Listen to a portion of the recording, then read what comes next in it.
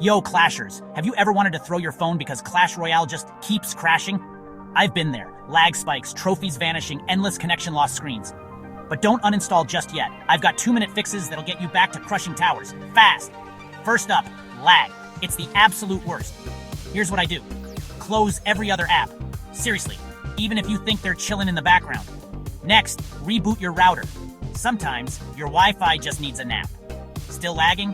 Try switching your phone's DNS to 8.8.8.8. Trust me, that Google DNS magic can zap away a ton of connection issues. Compare your next battle. Lag gone? Let me know in the comments.